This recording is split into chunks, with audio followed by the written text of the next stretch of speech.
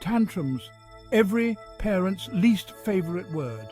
They are loud, messy, and can turn a trip to the grocery store into a scene from a disaster movie. But here's the thing. Tantrums are not personal. Your child isn't trying to ruin your day. They are simply expressing their frustration in the only way they know how. Toddlers and young children haven't yet developed the language skills to articulate their feelings.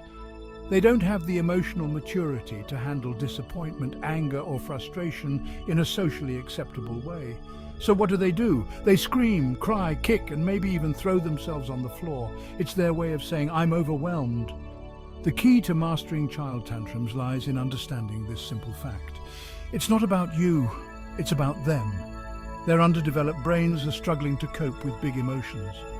Once you shift your perspective from, "Why is my child doing this to me?" to "My child needs my help to navigate this," you'll find yourself reacting with more empathy and less anger. Remember, your child isn't giving you a hard time, they're having a hard time.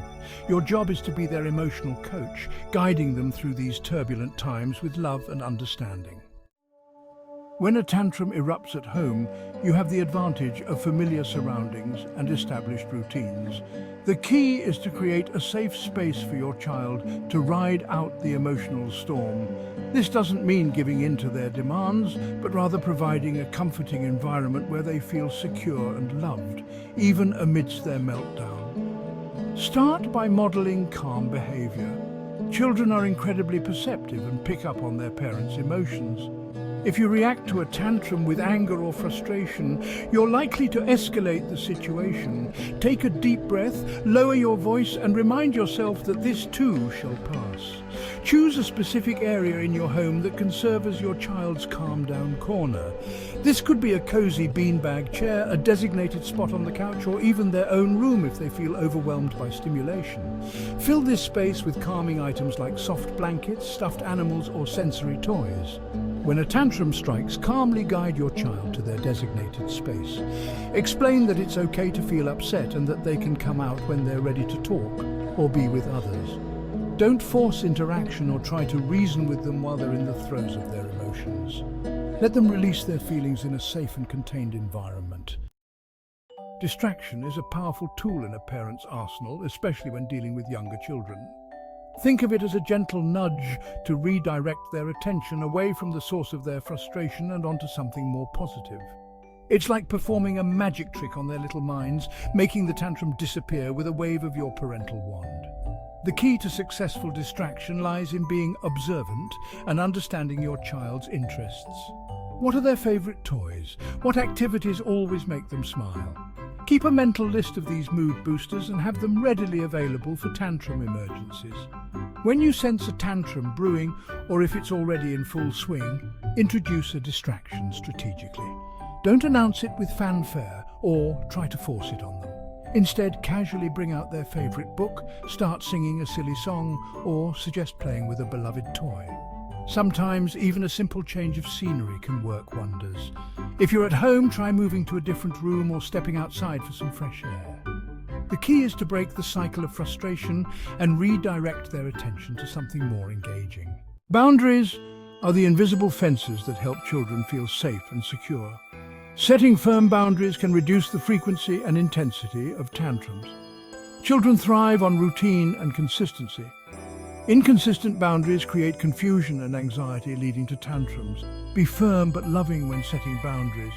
Consistency teaches valuable lessons about self-regulation and acceptable behavior.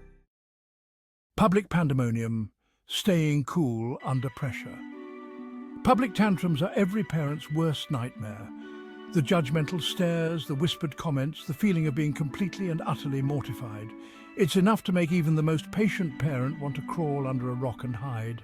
But here's the thing, public tantrums are a normal part of childhood development. Every child has them, and every parent has been there. The key is to remember that you're not alone, and that this too shall pass. The most important thing is to remain calm.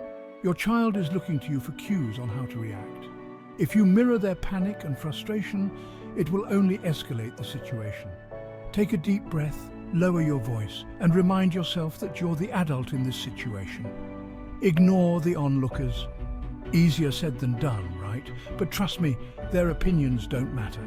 Focus on your child and what they need in that moment. If you feel yourself getting flustered, take a moment to center yourself. Close your eyes, take a few deep breaths, and visualize a calming image. Quiet corners and choices, empowering your little one.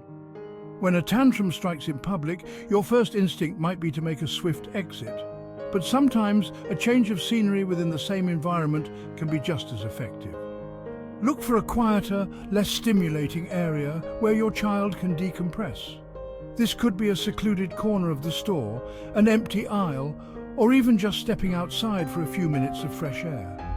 The goal is to reduce sensory overload and create a sense of calm.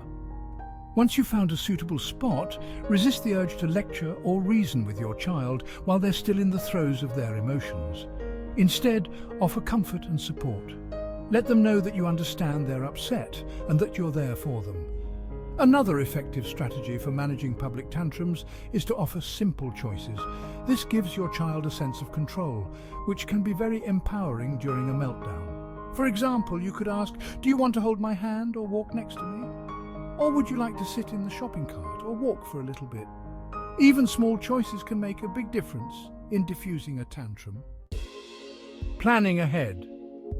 Prevention is key. While you can't prevent every tantrum, a little planning can go a long way in minimizing their frequency and intensity. Children thrive on routine and predictability. So try to stick to regular meal times, nap times and bedtimes, especially when you're out and about. Pack a tantrum survival kit to bring with you on outings. This could include snacks, a water bottle, a favorite toy or book, and a change of clothes, just in case. Having these essentials on hand can prevent a meltdown before it even starts. When planning outings, consider your child's temperament and limits. If you know that your child tends to have meltdowns when they're tired or hungry, avoid scheduling errands or activities during those times. If possible, choose destinations that are child-friendly and offer plenty of opportunities for movement and exploration. Think parks, playgrounds and children's museums rather than crowded shopping malls or stuffy restaurants. After the storm, turning tantrums into teachable moments. Once the tantrum has subsided and your child has calmed down, it's time to turn the experience into a teachable moment. This is not the time for lectures or punishments, but rather for connection and understanding. Start by acknowledging your child's feelings. Let them know that you understand they were upset and that it's okay to have big emotions. You can say something like, "I know you were really angry that we had to leave the park." It's okay to feel angry, but it's not okay to hit. Help your child identify their triggers.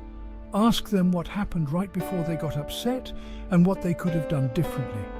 This will help them develop self-awareness and problem-solving skills.